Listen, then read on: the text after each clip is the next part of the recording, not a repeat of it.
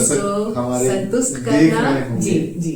उसमें कई लोग ऐसे भी होंगे हाँ। जो आपकी बातों को समझकर वो भी इस क्षेत्र में आना चाहते बिल्कुल होंगे। एकदम। हाँ, तो इस क्षेत्र में आने के लिए उनको क्या करना चाहिए, क्या इसमें स्कोप है? हाँ, ये थोड़ा इसके बारे में बिल्कुल विस्तृत बताइए। फिजियोथेरेपी जैसे एमबीबीएस के लिए नीट का एग्जाम क्वालिफाई करना होता है, उसी तरह जो सामान्य। आपके जीवन में हरदम याद आती रहती है। हाँ, मैं हड्डियों को बगल में लेके सोती थी। अच्छा। वो मुझे बहुत अच्छी तरह से याद है। मैं मुझे याद है कि मैं इशू करवाती थी हड्डियां।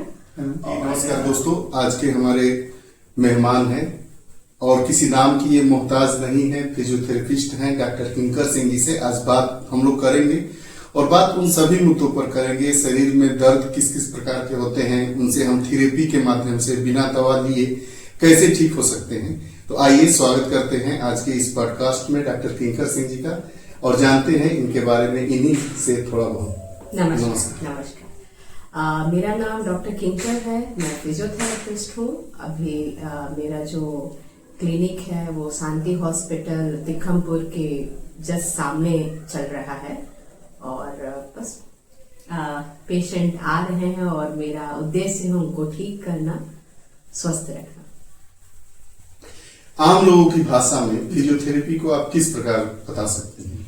देखिए, फिजियोथेरेपी जो नई जो टेक्निक आई है वो आपको शारीरिक गतिविधियों को ठीक रखने, मांसपेशियों को मजबूत रखने, नसों का हमारे शरीर में ठीक तरह से संचार करने के लिए ये जो व्यायाम के रूप में संचालित किया गया है। ये अब धीरे धीरे इसका बहुत ज्यादा डॉक्टरों के द्वारा सहयोग मिल रहा है, जिसको हम लोग नई जनरेशन के साथ, जैसे छोटे बच्चों में कुछ दिक्कतें जन्मजात हो जाती हैं, बुजुर्ग लोगों में घुटने को लेके, उनके हड्डियों को लेके, उनके मांसपेशियों को लेके, नई युवा पीढ़ी जो है जिनकी आजकल ऐसी जीवन शैली है कि लंबी दूरी तक गाड़ी चलाना है और इस तरह की गतिविधियां जिसकी वजह से उनके गर्दन में दर्द है, वो सारी चीजों को लेके हम फिजियोथेरेपी के माध्यम से ठीक करते जा रहे हैं।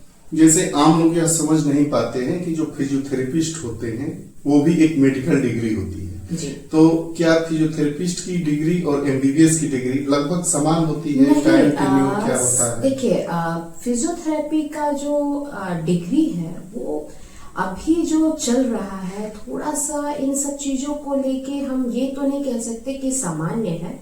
उनका जो है अलग शैली है, उनकी है मेडिकल, जो दवाइयों का लिखना जी, है, और जो हमारी शैली है वो पूरे गतिविधियों पे काम करना एक्सरसाइज के द्वारा है। रही बात आप जो समय की अवधि की बात कर रहे हैं, वो बिल्कुल आपका एमबीबीएस के ही तरह इसकी 4.5 साल की बैचलर की पढ़ाई होती है और मास्टर्स की 2 साल। मतलब अगर पूरी डिग्री की हम बात करें तो 7 साल की अवधि ये ले लेते हैं फिजियोथेरेपिस्ट।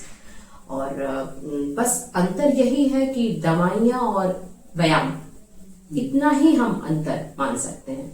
मतलब उसको हम हटा नहीं सकते, लेकिन साथ में लेके चलते हैं फिजियोथेरेपी को। डिग्री तो बिल्कुल, आप एक शब्द है पीटी, फिजियोथेरेपिस्ट, नाम के आगे आप डॉक्टर संबोधन डालेंगे और ब्रैकेट में एक पीटी शब्द जरूर डालेंगे। जो हमारे मांसपेशियों के दर्द होते हैं, क्या वो बिना दवा के फिजियोथेरेपी के माध्यम से ठीक हो सकते हैं? बिल्कुल, ये आपका जो सवाल है ये बहुत अच्छा है। हम मांसपेशियों को दर्द जो है वो बिल्कुल हम फिजियोथेरेपी के थ्रू सही कर सकते हैं।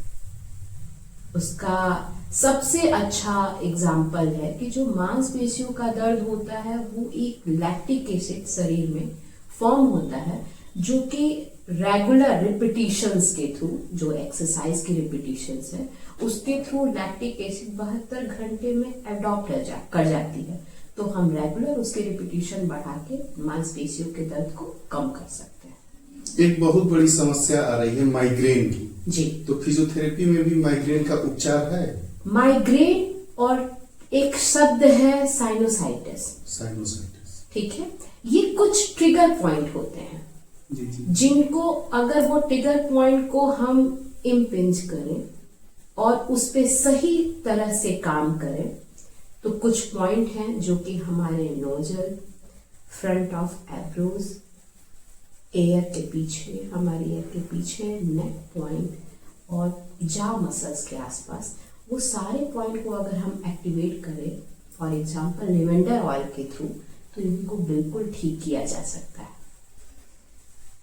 लोग अक्सर यह सोचते हैं कि जो फिजियोथेरेपी कराया जाता है, चोट लग गया, एक्सीडेंट हो गया, इसके बाद ही कराया जा सकता है। क्या सामान्य दर्द में भी या कोई किस प्रकार की अगर दिक्कत महसूस हो तो हमें फिजियोथेरेपिस्ट की सलाह लेनी चाहिए और सलाह के अनुसार फिजियोथेरेपी करवाना चाहिए? देखिए, कुछ चीजें तो ऐसी मिथ हैं कि चोट लगना या डॉक्टर जब बोले तभी आपको फिजियोथेरेपिस्ट के पास जाना चाहिए। जैसे मैंने पहले बताया कि सारी गतिविधियों को सुचारू रूप से चलाने के लिए, और फिजियोथेरेपी जो कि आम भाषा में आपने पूछा था, रिहैबिलिटेशन एक शब्द है, रिहैबिलिटेट, असामान्य से सामान्य। अगर हम सही से नहीं बैठे हैं तो फिजियोथेरेपी के द्वारा एक पोस्चर करेक्शन एक शब्द है, बैलेंस दिया जाए, बैलेंसिंग, जो कि इसमें हमारे जो चोट लगने या किसी और वजह से फिजियोथेरेपी की जरूरत नहीं है। वो सामान्य रूप से सही शरीर को, पोस्चर को भी बैलेंस करना फिजियोथेरेपी के अंतर्गत आता है। हमारा नेक का पोस्चर, हमारे हाथ का पोस्चर, ये सारे फिजियोथेरेपी के अंतर्गत है। इस समय मोबाइल का युग है, बच्चे मोबाइल देख रहे हैं, तो क्या इससे उन लोगों को कोई समस्या आ रही है, जैसे सर्वाइकल की समस्या? सबसे ज्यादा सर्वाइकल, जो आपने नाम लिया, सर्वाइकल है, रेडिएटिंग पेन है। मोबाइल का महिलाओं को आम महिलाएं जो घरेलू महिलाएं हैं, किचन में काम करना, पोस्चर करेक्शन ना होना, इसकी वजह से, स्टूडेंट पढ़ने की वजह से नेक बेंडिंग का मूवमेंट, हेलमेट लगाना, ये सब हमारे इन सारे मसल्स को प्रेशर देते हैं और सर्वाइकल जो यहाँ से हमारे स्पाइन की जो ऊपरी सतह है वहां की नस को कंप्रेस करता है और हाथों तक पूरा वो पेन आता है। तो ये बहुत आम है सर्वाइकल, जिसको फिजियोथेरेपी से बिल्कुल ठीक किया जा सकता है। दवा की जरूरत नहीं है सर। अच्छा, महिलाओं को किन परिस्थितियों में फिजियोथेरेपी करवाना चाहिए? देखिए सर, फिजियोथेरेपी मैंने बताया आपको, फिजियोथेरेपी महिलाओं को तो जो सामान्य रूप से बैक एक है, जो कि आजकल घरेलू वर्क की जरूरत की वजह से, ऐसा नहीं है कि फिजियोथेरेपी नेसेसरी है। अगर आप डॉक्टर की सलाह ले रहे हैं और डॉक्टर अगर कह रहा है कि फिजियोथेरेपी लीजिए, तो आप उनकी बात को सुनिए। और फिजियोथेरेपिस्ट अगर कह रहा है कि आप इतने दिन आइए, तो आप उनकी बातों को सुनिए और चलिए। रही बात महिलाओं को फिजियोथेरेपी, तो 40 के बाद, 40 साल के बाद एक मेनोपॉज की जो कंडीशन आती है, जो कि बहुत नॉर्मल है, उसमें हमारे जो बोन होते हैं वो पोरस होने लगते हैं। तो सामान्य रूप से आपके घुटने में दर्द, आपके कमर में दर्द, आपके मसल्स वीकनेस, तो ये एक सेशन वीक में चलते रहना चाहिए, ताकि आप अवेयर रहें कौन सी एक्सरसाइज करनी है, कौन सी नहीं करनी है, ये सारी चीजें। जैसे प्रेगनेंसी के बाद या बिल्कुल प्रेगनेंसी, हमारे फिजियोथेरेपी में पोस्टनेटल और प्रीनेटल एक शब्द है। प्रीनेटल का मतलब होता है डिलीवरी के पहले। जैसे पेट बहुत ज्यादा निकलने की वजह से जब गर्भाशय में बच्चा हो तो पोस्चर अलग हो जाता है और उस समय हमारी रीढ़ की हड्डी का पोजीशन ये हो जाता है। बिल्कुल। तो हम अपनी बैक की स्ट्रेंथनिंग के लिए फिजियोथेरेपिस्ट से सलाह ले सकते हैं। और पोस्टनेटल, जब डिलीवरी के बाद जो बैक एक होता है और आपकी जो मसल्स होती है, या लैक्टेशन के बाद जब आप बच्चे को फीड कराते हैं, उस समय कैल्शियम बॉडी से निकलती है, तो बहुत ज्यादा शरीर में दर्द होता है। या फीड कराते समय नेक की बेंडिंग या पोस्चर बैलेंस, ये सारी चीजें फिजियोथेरेपिस्ट से आप सलाह लेके अपने आपको सही और दर्द से आप दूर रह सकते हैं। अच्छा, ऑफिस वर्क वाले जो लोग हैं, हाँ। लंबे समय तक बैठते हैं, तो वो कैसे अपने शरीर को दुरुस्त रखे, उसके लिए क्या सलाह है? बिल्कुल, ऑफिस में अगर लोग आजकल जैसे प्राइवेट सेक्शन में आप देख ही रहे हैं 10 घंटे 12 घंटे का काम लिया जा रहा है, तो मैं ये कहूंगी कि अपने कमर के लिए जैसे बैक कुशन का इस्तेमाल करें, थोड़ी इंटरवल पे थोड़ा वॉक कर लें, 5 मिनट का ही एक गैप लें, पैरों को थोड़ा एलिवेट करें, जिसकी वजह से लगातार 1-2 घंटे लगातार 1-2 घंटे के बीच में थोड़ा अंतराल पे आप अपने पोजीशन को ठीक करें। अदरवाइज फिर आप सियाटिक के मरीज हो सकते हैं, सर्वाइकल के मरीज हो सकते हैं, तो बहुत सी चीजें हैं। कंप्यूटर पे काम करने वाले को आपको टेनिस एल्बो, ट्रिगर पॉइंट, इन सब जगहों पे प्रॉब्लम आ सकती है। जब बढ़ती उम्र के साथ जैसे ये कहा जाता है कि हड्डियां कमजोर हो जाती जी हैं, जी, तो क्या फिजियोथेरेपी के माध्यम से उसको सही किया जा सकता है? हाँ, अगर बढ़ते उम्र के साथ आप जो कह रहे हैं तो वो तो एक एजिंग प्रोसेस है, लेकिन उसको कंट्रोल, ये देखिए कुछ चीजें ऐसी होती हैं जो नेचुरल है, जी, वो आगे आने वाले में वो खराब होती है, पर खराब होने की दर को हम कम कर सकते हैं। जी, जी। जो चीजें 60 साल में लोगों का हो जाता है कि इनको घुटने बदलवाने की नौबत आ जाएगी, वो हम 90 साल, 80 साल, 85 साल तक लेके जा सकते हैं एक्सरसाइज के थ्रू। वो चीजें ये होती हैं कि अवेयरनेस इसीलिए जरूरी है कि शुरू से व्यायाम करें, शुरू से अपने आप को अपनी ब्रीदिंग पे वर्क करें, अपने मसल्स पे वर्क करें। बहुत सी चीजें होती हैं जैसे हमारे बीपी और शुगर हमारे शरीर को पैरालाइज कर देता है।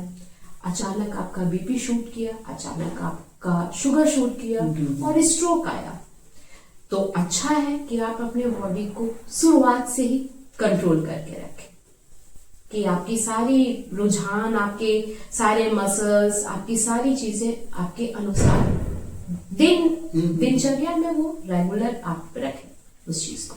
जैसे काम करने वाले लोग हैं, चाहे पुरुष हो चाहे महिलाएं हो, काम के दबाव में स्ट्रेस होता है, स्ट्रेस से कहा जाता है कि पूरा शरीर में दर्द होता है, तो क्या इसके लिए एक्सरसाइज अपना के ठीक किया जा सकता है? या मेडिटेशन एक शब्द है, मेडिटेशन बहुत अच्छी चीज है। रही बात तनाव की, वो बिल्कुल आजकल का तो है, बहुत जनरल बात है, आपने जो बात बताई है। तो मेडिटेशन सुबह उठ के अगर आप 10 मिनट भी अपने लिए समय निकाल के और मेडिटेशन कर रहे हैं, वो भी एक व्यायाम का ही पुरानी पद्धति के अनुसार वो भी एक पार्ट है, हिस्सा है उसका। अब फिजियोथेरेपी, पहले योगा, ये इसी का टर्म है जो कि हम लोग फिजियो में उसको वेट ट्रेनिंग, स्ट्रेंथनिंग और इन सब, ये पुरानी पद्धति से चलती आ रही है, जिसको नए नए भाषाओं में हम लोग लेके आ रहे हैं। तो बिल्कुल मेडिटेशन के थ्रू हम अपने चीजों को, या ब्रीदिंग एक्सरसाइज के थ्रू, जैसे जिसपे हम लोग कपाल भाती, अनुलोम विलोम, ये जो इसका असर होता है, बिल्कुल होता है एकदम।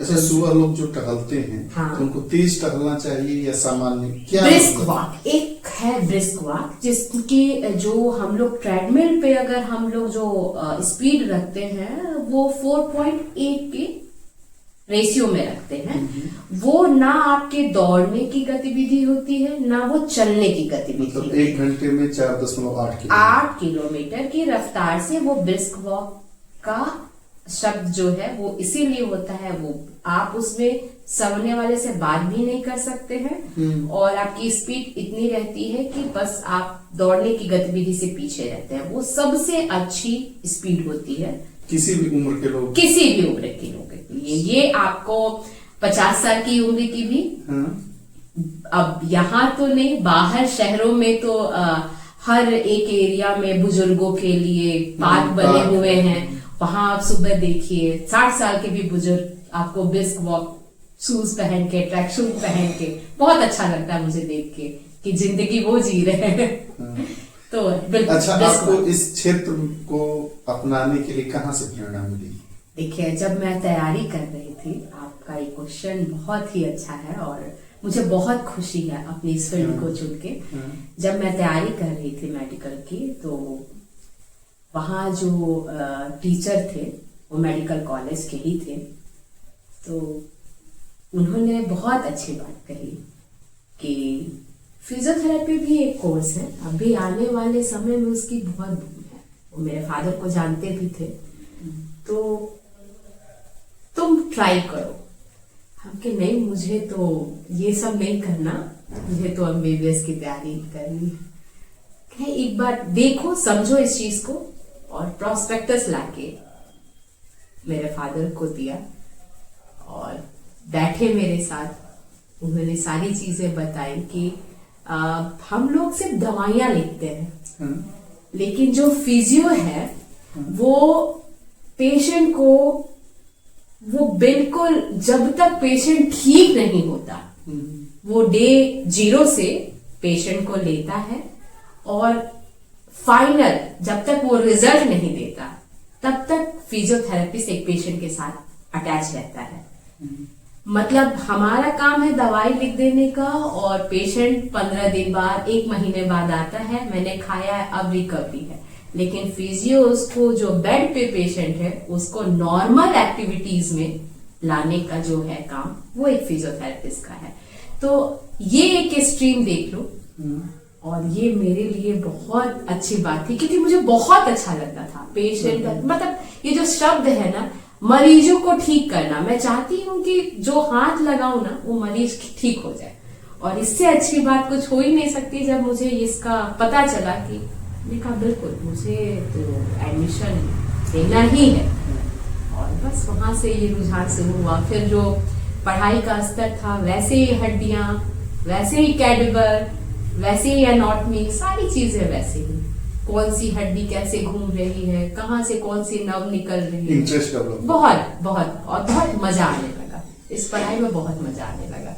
पेशेंट टू पेशेंट चीजें बदलती गई, बहुत अच्छा लगने लगा। तो सबसे कठिन क्या होता है फिजियोथेरेपी में? देखिए, सबसे जो कठिन होता है, जो पेशेंट का संघर्ष जो मैंने महसूस किया है, जब पेशेंट आप पे पूरा विश्वास करता है, और बीच बीच में वो जो फेज आता है कि मैं ठीक होऊंगा कि नहीं, मैं ठीक होऊंगा कि नहीं, वो जो होता है कि उसका विश्वास बनाए रखना कि वो उसको ठीक करना है, और उसको ये विश्वास दिलाए रखना कि नहीं, आपको ठीक होना है, ये सबसे बड़ा कठिन संघर्ष होता है एक फिजियोथेरेपिस्ट के लिए। छोटे बच्चे भी आते होंगे आपके क्लिनिक में? बिल्कुल। तो कैसे आप लोग समझ पाते हैं कि इसको यही दिक्कत, ना तो बोल पाता होगा, न समझ पाता होगा? यहाँ पे हम, ये है। देखिए, ये जो आपकी बात है, अब यहाँ जो कहा गया है ना, हम लोग सहयोगी हो जाते हैं यहाँ पे। जो हमारे डॉक्टर्स हैं, जो ऑर्थोपेडिक हैं, जो न्यूरोलॉजिस्ट हैं, जो पीडियाट्रिक्स हैं, फिर अब हमारा वहाँ टीम वर्क चलता है। वो प्रिस्क्राइब वहां से हमें करते हैं कि सीपी चाइल्ड है, या इस बच्चे का जन्मजात या जन्म के बाद हिप में डिजनरेशन चेंजेस हुआ और हिप बोन डिसलोकेट हुई, अब इसकी फिजियो करवाइए। तो वहां से, उनके सहयोग से अब हम अपना काम शुरू करते हैं कि वो बच्चा जो बोल नहीं पाता, उनको डॉक्टर ने सलाह दिया, उनके पेरेंट्स हमारे पास आए, और फिर हम लोगों ने वहां से काम करना शुरू किया। अब जो बच्चा तो नहीं बोल पाता, वो बात तो बिल्कुल सही है, लेकिन हम अपने स्तर से, जो हम लोगों को पता है कि कितना ग्रेड देना है, कितनी मोबिलिटीज देनी है, कितनी रिपीटिशंस देनी है, और हम ये भी चेक करते हैं कि हमारे करने से बच्चे को फीवर आ रहा है, तो वहां माँ बाप को नहीं समझ में आता, वो सेशन फिर हम रोकते हैं ताकि उसकी मसल्स रिलैक्स कर जाए। सब कुछ कंसीडर करते हैं, उसकी मांसपेशियों में कहीं सूजन तो नहीं आ रहा है, उसको बुखार तो नहीं आ रहा है, और सेशन लगातार चलता है। उनको पेरेंट्स के लिए आप क्या सुझाव देना चाहेंगे? कैसे मतलब पता चले कि 6 महीना हो गया, मान लीजिए उसकी उम्र 8 महीने हो गए, बिल्कुल, कब उठना है, कब बैठना है? माइल्ड स्टोन डेवलपमेंट एक शब्द होता है, ठीक है। एक चीजें हैं कि ये चीजें नॉर्मल है। 1 महीने का बच्चा क्या करेगा, 2 महीने का बच्चा क्या करेगा, 3 महीने का बच्चा, जैसे जो बच्चा है कब अपने गर्दन को घुमा रहा है, कब वो शब्द कर रहा है, कब वो स्माइल कर रहा है, कब अपने हाथ और पैरों का मूवमेंट कर रहा है, ये सारी चीजें मंथ बाय मंथ डेवलप होती हैं बच्चों में। बच्चा कब टर्न कर रहा है, कब कितना पैर उठा रहा है, वो पहले मंथ में कितना, दूसरे मंथ में कितना, तीसरे मंथ में कितना, तो वो एक मतलब हम ये कह सकते हैं स्टेप बाय स्टेप बच्चे का ग्रोथ होता है। अगर वो बच्चा वो सारे फिनोमिना को पार नहीं कर रहा है, वो पैरामीटर पार नहीं कर रहा है, तो बच्चा एबनॉर्मल है। उसकी ग्रिपिंग नहीं आ रही है, स्माइल नहीं कर रहा है, पैरों का मूवमेंट, जैसे बिस्तर पे पैर बच्चे पटकते हैं, हाथ पे, जो बेड पे भी 2 महीने के बच्चे होते हैं उनका रोना अलग चीजें है। रोना तो भाई अगर वो बच्चा एबनॉर्मल है तब भी संकेत करेगा, लेकिन जो मूवमेंट है, 6 महीने का बच्चा को सपोर्ट करके वो बच्चा बैठता है। बहुत बच्चे 1-2 महीने बाद बैठते हैं, लेकिन नियर टू नॉर्मल वो अपनी क्रियाकलाप करना शुरू कर देते हैं, टर्निंग शुरू कर देते हैं। अगर वो चीजें नहीं हो रही हैं तो पेरेंट्स को तुरंत ध्यान देना चाहिए। हाँ, बच्चा, ये तो 1-2 महीने की बात है। 3-4 दिन का बच्चा अगर आप नोटिस कर रहे हैं, जैसे जो मसाज माँ जो मसाज देती हैं, अगर बच्चे का हाथ आपको नॉर्मल नहीं लग रहा है, जब मसाज देने के बाद भी हाथ में टिल्टिंग है, एल्बो में टिल्टिंग है, शोल्डर उसके टिल्ट है, पैरों का घुमा है, तो उस पर फोकस करना चाहिए कि कहीं कोई एबनॉर्मलिटी तो नहीं है। तो ये सारी चीजें छोटी छोटी बातें जो कि हमें तुरंत बता सकती हैं कि हमें डॉक्टर के पास जाना चाहिए, या ये सामान्य प्रक्रिया है। सामान्य तौर पे बच्चे कितने दिनों में चलने लगते हैं? देखिए, सामान्य बच्चे 1 साल के अंदर चलने लगते हैं, कुछ बच्चे 1.25 महीने में, 1.25 साल पे चलने लगते हैं। तो 1 साल से 1.25 साल का जो एक टाइम पीरियड है वो सामान्य है। और बच्चों को बहुत पेरेंट्स वॉकर और ये सारी चीजें 8 महीने 7 महीने पे देने लगते हैं, वो सही नहीं है।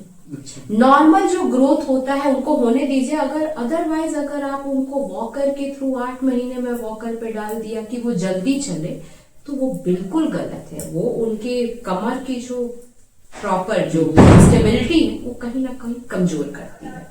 तो बच्चे का नॉर्मल, जैसे उनका क्रोलिंग है, वो अपना माँ बन के चलते हैं, किसी दीवार को पकड़ के खड़े होते हैं, किसी बेड के सहारे खड़े होते हैं, वो उनकी नॉर्मल प्रक्रिया है। नेचुरल ग्रोथ, एग्जैक्टली, वो शब्द नेचुरल ग्रोथ ही होना चाहिए। ये जो पद्धति है 8 महीने के बच्चे को वॉकर में डाल दिया, वो चीजें सही नहीं।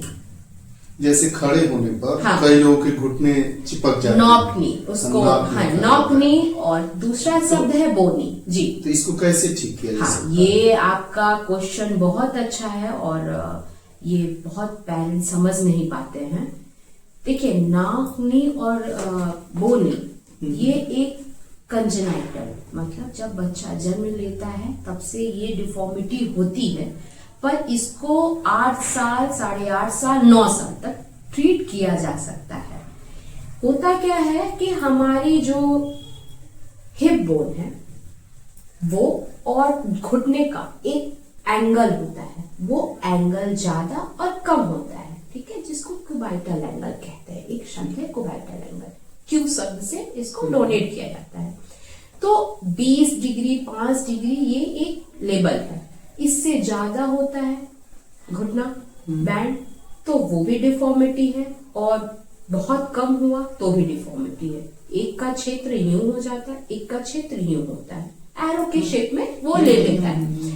तो अच्छी ध्यान है कि जो शुरुआत में माँ बाप जो मसाज देते हैं वो सबसे अच्छी प्रक्रिया है कि हम जो मसाज के थ्रू उस लेवल, क्योंकि बहुत छोटे बच्चे होते हैं, उनकी हड्डियां बहुत फ्लेक्सिबल होती हैं, वो किधर भी टिल्ट हो सकती हैं, तो मसाज सबसे अच्छा, पहला जो कहते हैं माँ एक टीचर होती है, तो वो सबसे अच्छा उनका टीचर है जो कि वो उनको ठीक कर सकता है। दूसरा, अगर आपको नहीं समझ में आता है, बच्चा 3 साल का हो गया, तो जो चलने का पैटर्न है वो दोनों पैर आपस में चिपकेंगे। अच्छा। जो नी है वो आपस में चिपकेंगे, तो जो एंकल है वो दूर दूर जाएंगे। तो चलने से बच्चे का पता है, 3 साल का बच्चा बहुत आराम से दौड़ता है और घूमता है, खेलता है, वो बिल्कुल आपको दिख जाएगा। तो अगर आपको लगता है कि नहीं अभी ये गलत हो रहा है, तो तुरंत आप फिजियोस के पास जाइए, आप अपनी एक्सरसाइज सेशन के लिए किस प्रकार की फिजियोथेरेपी की आप सलाह देना चाहिए? हाँ, ये ठीक है आपका। बुजुर्ग लोगों में देखिए स्ट्रेंथ की कमी होती है, ताकत की कमी होती है।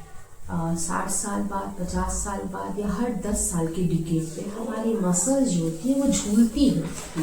आप देखते हैं मसल्स बुजुर्गों का झूल जाता है, इसका मतलब उनकी स्ट्रेंथ कम है। नॉर्मल प्रक्रिया से वो 5-5, 10-10 बार अपने पैर को, थोड़ा कमर को, थोड़ा हाथ को हिलाए, ये बहुत है। और अपना दिनचर्या जो उनका है वो अपना गतिविधि करते रहे, एक जगह पे ना बैठे, उसी बहाने थोड़ा चलते फिरते रहे, जिसकी वजह से वो सुचारू रूप से उनकी मांसपेशियां चलती रहेंगी। अच्छा, फिजियोथेरेपी करवाने से हाँ, क्या नींद भी अच्छी लगती है? बिल्कुल, एकदम। अगर बॉडी रिलैक्स होगी तो कहीं ना कहीं वो आपके पूरे शरीर के हार्मोन को बैलेंस करेगी। ठीक है, आप दर्द रहित रहेंगे तो नींद अच्छी आनी है। जो प्लेयर्स होते हैं, खिलाड़ी जी, और जो सामान्य लोग होते हैं, दोनों लोग जब दर्द महसूस करते हैं तो दोनों लोग क्या फिजियोथेरेपी की प्रक्रिया अलग होती है कि एक ही जैसी होती है? अगर देखिए, प्लेयर्स के भी वही शारीरिक संरचना है जो एक सामान्य की है। हाँ, कुछ जगह जैसे उनकी स्पोर्ट्स इंजरी होती है, अच्छा, तो स्पोर्ट्स इंजरी होती है तो कुछ टेक्निक अलग होगी। जैसे पहले उनको रिहेबिलिट किया जाएगा क्योंकि उनको मसल्स को जल्दी ट्रेन करना है। सामान्य प्रक्रिया में वो दर्द, अगर काफ में दर्द हो रहा है, उनके काफ की जो दर्द है वो सामान्य, वो स्ट्रेचिंग लेके, उनको पता है स्ट्रेचिंग लेके वो नॉर्मल हो जाएंगे। लेकिन उनका काफ का दर्द इस तरह का दर्द नहीं होता जो कि एक सामान्य लोगों का दर्द होता है, क्योंकि सामान्य लोग का नॉर्मल गतिविधियों की वजह से दर्द आ रहा है।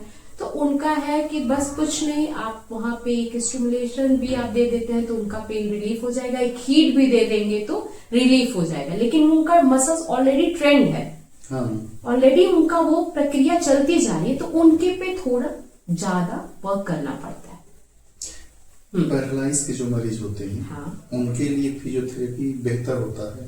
कई लोग बताते हैं कि फिजियोथेरेपी करवाने से वो फिर पोस्चर नहीं आ पाता है। जैसे मान ली किसी के फेस पर पैरालाइज अटैक हो गया, हाँ, और हाँ, दिया गया तो ठीक नहीं हो पाते। देखिए, ये जो आपका क्वेश्चन है, ये पहला फिजियोथेरेपी इसमें रोल नहीं करता। यहाँ अच्छा, हमारे डॉक्टर्स का पहले रोल आता है। अच्छा, हमारे जो सीनियर हैं, पहले न्यूरो स्पेशलिस्ट, पहले पेशेंट वो टच करेंगे। किसी को अटैक आया, विद इन 24 आवर के अंदर अगर वो आईसीयू में चले गए तो 99.9 रिकवरी आ जाती है। लेकिन अगर वो 3 दिन बाद, 4 दिन बाद अगर वो गए तो 100%, 70% to 80% रिकवरी आती है। पूरा नहीं आ पाता है। उसका रीजन है स्ट्रोक पैरालिसिस जो पार्ट है, वो अगर हुआ तो वो सप्लाई जो है नर्व का, उतनी जगह को तो वो ब्लॉक कर दिया। नर्व की जो हमारे बॉडी में जो जब पैरालिसिस अटैक आता है तो होता क्या है कि हमारी जो नसें हैं उसमें ब्लॉकेज होती हैं। तो जब आप डॉक्टर के पास पहुंचते हो, वो तुरंत कंसीडर करता है, तुरंत ब्लॉकेज को खोलता है। ठीक, तो फिर आपकी नॉर्मल प्रक्रिया चलने लगी और फिर आप फिजियोथेरेपी के पास आते हो तो वो आपको पूरा तरह से सही करता है। लेकिन जब आप डॉक्टर के पास लेट पहुंचे या फिर उनका ट्रीटमेंट किसी वजह से लेट हुआ तो फिर वही बात है जो कि लेट प्रक्रिया और लेट रिजल्ट आता है। अब भारत के संदर्भ में बात करेंगे कि भारत में ये फिजियोथेरेपी क्या ठीक ठाक कंडीशन में है अन्य देशों के अकॉर्डिंग, या यहाँ पर लोग फिजियोथेरेपी को सेकेंडरी देखते हैं? नहीं, अब मेडिकल को फर्स्ट स्टेज में देखते हैं। आप क्या महसूस करते हैं? नहीं, अब तो मैंने कहा ना, जब मैंने फिजियो के बारे में सुना था और जब मैं अब अपने सेटअप को खुद चला रही हूँ, बहुत अंतर है। मतलब मैं बलिया जैसे उत्तर प्रदेश के एक जिले में वर्क कर रही हूँ और बाहर से ही मेरी पढ़ाई लिखाई है, तो उस समय तो वहाँ इसका बहुत बूम था। लेकिन अब बलिया में भी डॉक्टर डायरेक्ट पेशेंट को प्रिस्क्राइब करते हैं, आप फिजियोथेरेपिस्ट के पास जाइए। यानी अब और पेशेंट डायरेक्ट भी मेरे पास आते हैं। अब पेशेंट भी अवेयर हैं।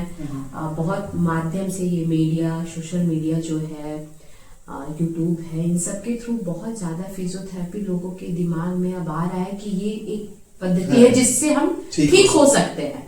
तो विदेशों में तो बहुत पहले से ही फिजियोथेरेपिस्ट काफी अच्छा था, लेकिन अब भारत में भी इसको बढ़ावा दिया जा रहा है। एक फिजियोथेरेपी जैसा ही एक ट्रीटमेंट होता है, आप इस समय बहुत मोबाइल पे रील्स में दिखाया जाता है, उसको क्या कहते हैं? जैसे हड्डी को वो लोग बजा के जोड़ देते हैं, क्या वो कारगर है? वो एक जो आप बात कर रहे हैं वो हमारा पार्ट है मैनिपुलेशन। ठीक है, मोबिलाइजेशन और मैनिपुलेशन दो शब्द हैं, दोनों एक ही तरह की पद्धति है। मैनिपुलेशन में थ्रस्ट मूवमेंट दिया जाता है। थ्रस्ट मूवमेंट का मतलब अचानक वेलोसिटी इंक्रीज करते हैं, रेंज को बराबर रखते हैं। जबकि मोबिलाइजेशन क्या होता है, एक नॉर्मल वेलोसिटी और नॉर्मल एम्पलीट्यूड पे वर्क किया जाता है। तो जो थ्रस्ट मूवमेंट होता है वही जो पार्ट है जो कि आपने अभी जो नाम लिया है मैनिपुलेशन, वो टेक्निक है। उससे भी ठीक बिल्कुल वो इसी का काइरोप्रैक्टिस, मैनिपुलेशन, मोबिलाइजेशन, ये सब पार्ट है जिसपे फिजियोथेरेपिस्ट के सेमिनार होते हैं। जैसे सर्वाइकल मैनिपुलेशन, लंबर मैनिपुलेशन, नी मैनिपुलेशन, ये सब पार्ट है जो कि नए नए चीजें आप सेमिनार्स में या अब जो नई ये क्लासेस तो नहीं कर सकते, लेकिन ये सेमिनार के थ्रू नए नए फिजिक्स को समझाए जाते हैं और हम लोग इसको यूज भी करते हैं। अच्छा, सबसे ज्यादा मरीज किस टाइप के आते हैं? सर्वाइकल के आते हैं या कमर दर्द वाले आते हैं आज के जमाने में? अब जो है वो सबसे ज्यादा लंबर पेन के हमारे पास पेशेंट है। लंबर पेन मतलब लंबर पेन बहुत ब्रॉड शब्द है सर। लंबर पेन जो है वो बहुत सी चीजें हो सकती है, सामान्य। हाँ बिल्कुल, हम इस चीज को थोड़ा सा समय लेके इसको समझाना चाहेंगे अपने दर्शकों को। लंबर पेन जो है हमारे बैक में मसल्स में पेन अगर हो रहा है, बैक की मसल्स में, वो भी एक लंबर पेन है।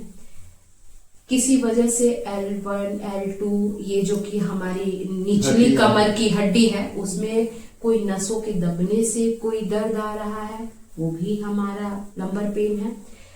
एक सियाटिक नस आती है जो कि नीचे तक आती है, आम भाषा में सियाटिका उसको लोग शब्दों में इस्तेमाल करते हैं, वो भी लंबर पेन का ही एक उदाहरण है। और बल्जिंग का एक केस होता है किसी वजह, बल्जिंग का मतलब ये होता है कि स्पाइन से जो फ्लूइड बाहर का निकल जाना, एंटीरियर आगे की तरफ निकल जाना, पोस्टीरियर पीछे की तरफ निकल जाना, ये बल्जिंग का केस होता है। इसमें बहुत आपके पैरों में पेशेंट आम भाषा में कहता है कि झंझनाहट हो रही है, 1 मिनट भी खड़ा नहीं हो पा रहा है, और खड़ा होने के साथ उसको ये लगता है कि मैं तुरंत कहीं बैठ जाऊं। वो बल्जिंग का केस है। वो सडन किसी वजह से कोई चीज आपने उठाया और आपकी फ्लूइड बाहर निकल गई, या किसी वजह से आप 3 तल्ले जैसे छत से गिरे और ऐसी पोजीशन में आप गिरे कि आपकी कमर का वो बल्ज हो गया, स्पाइन आपकी बल्ज हो गई, तो वो बहुत सीवियर केस में आता है। वो भी आम भाषा में पेशेंट यही कहेगा मुझे बहुत ज्यादा बैकअप है, और उसके बाद वो डॉक्टर के पास जाएगा। तीसरा संभावना स्लिप डिस्क, एक शब्द है स्लिप डिस्क। इसमें क्या होता है, जो हमारे वर्टिब्रा होते हैं, हड्डियां जो होती हैं वो एक के ऊपर चढ़ जाती हैं। अच्छा, वो होता है। फिर लंबर स्पॉन्डिलाइटिस एक केस होता है, जैसे वो सर्वाइकल की तरह होता है, तो वो भी सीधे सीधे वहां पे जो हमारी हड्डियां हैं वो बढ़ जाती हैं। होता वो चढ़ती नहीं है, सिर्फ अपनी जगह से वो बढ़ जाती है। ऑस्टियोफाइट्स, कैल्शियम डिपॉजिट हो जाते हैं, जिसकी वजह से वो नसों को कंप्रेस करती हैं।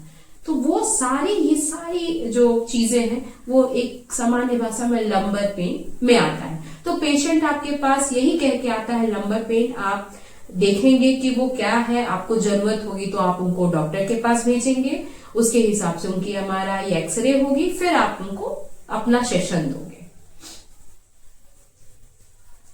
फिजियोथेरेपी के लिए बहुत सारे मिथ हैं जी, तो आप उसको किस प्रकार से समझती हैं, और दर्शकों को आप बताइए कि फिजियोथेरेपी एक मिथ नहीं है।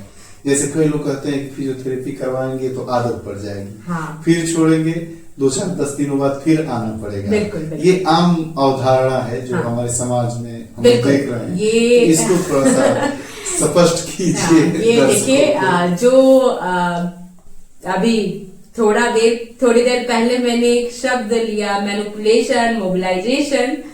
मोबिलाइजेशन की जो पद्धति है वो रेंज को मोबिलाइज करना होता है। हमारी हड्डियां जो ज्वाइंट है उनको मोबिलाइज करना ताकि उनकी फ्लेक्सिबिलिटी बढ़े और रेंज ऑफ मोशन मतलब जो गतिविधि है वो बढ़ जाए, पेन नहीं होगा। तो उसको लोग जो मिथ की बात है उसको लोग मसाज एज यूजुअल मसाज से जोड़ते हैं, जो कि बहुत गलत है। फिजियोथेरेपी ऐसी कोई चीज नहीं है जिसकी आदत बन जाएगी। ये सिर्फ आपको दर्द से रहित करने का एक उपचार है, आपकी मांसपेशियों को स्ट्रॉन्ग करने का तरीका है।